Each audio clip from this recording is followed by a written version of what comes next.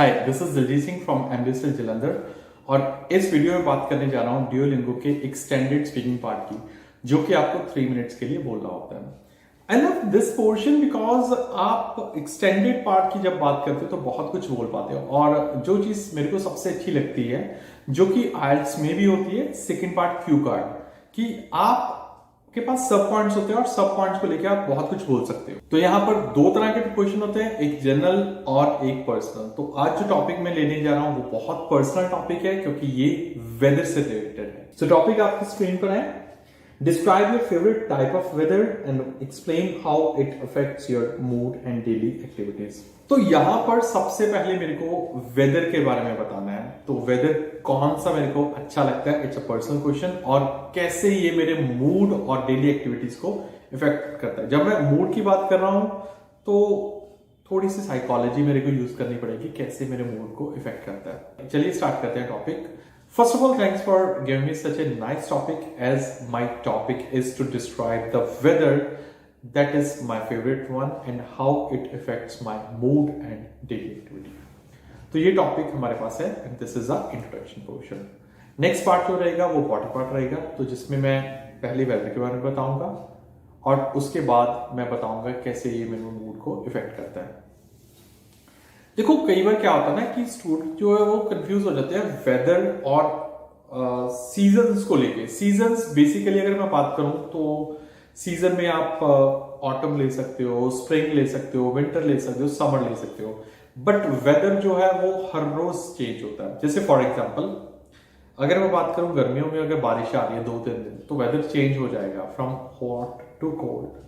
Same way सर्दियों में बहुत ज्यादा धूप निकल रही है लगातार 5-6 दिन, तो आपको लगेगा यार गर्मी आ रही है, but that's is a weather. तो वेदर के बारे में बात करूंगा सिर्फ मैं। तो वेदर के टाइप बहुत सारे हो सकते हैं, जैसे कि प्लेजेंट वेदर। मैं वेदर की एडजेक्टिव यूज कर रहा हूँ, प्लेजेंट वेदर, ह्यूमिड वेदर, यानी कि जिसमें ह्यूमिडिटी होती है, मीन्स चिपचिपाहट सी होती है। तो या फिर मैं कोल्ड वेदर की बात करूंगा। जब मैं कोल्ड वेदर की बात कर रहा हूं, दैट डजंट मीन कि मैं सर्दियों की बात कर रहा हूं। दिस मीन्स कि मैं उन दिनों के बारे में बात कर रहा हूं, उन वेदर की बात कर रहा हूं जब टेम्परेचर बिलो 10 या बिलो कम से कम 10 रहता है। तो चलिए टॉपिक में मैं वापस आता हूं। The weather that I like most is the pleasant weather.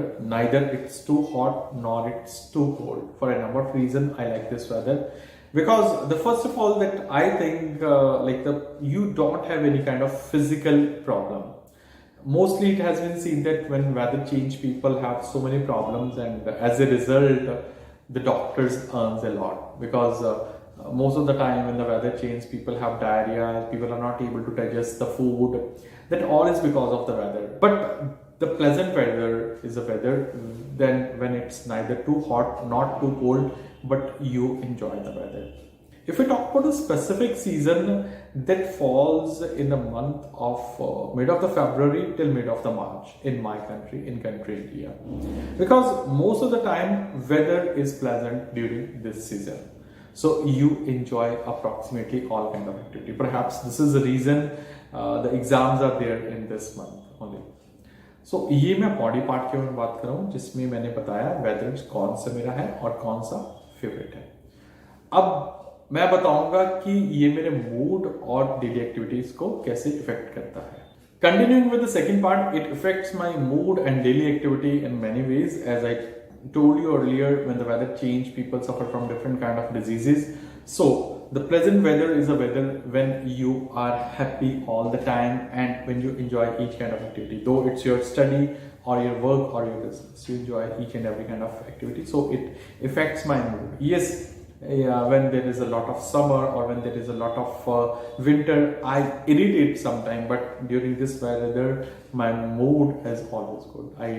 I feel that I'm very much free, I'm very much light, and I like to perform every kind of activities.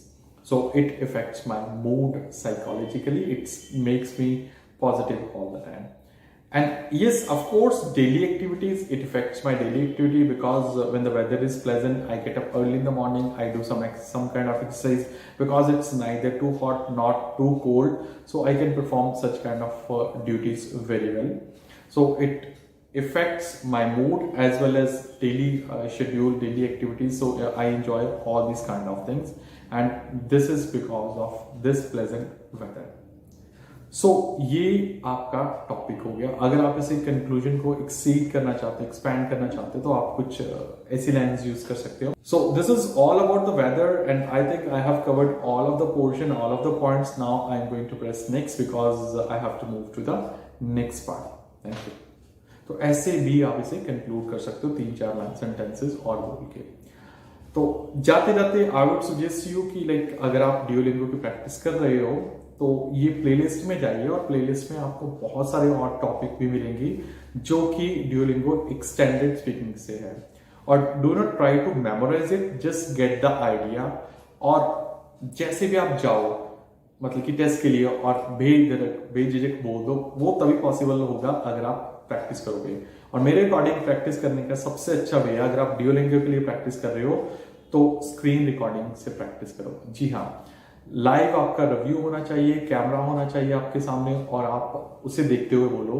Because क्योंकि कल को आप अगर test के लिए जा रहे हो, that's a home based test of course.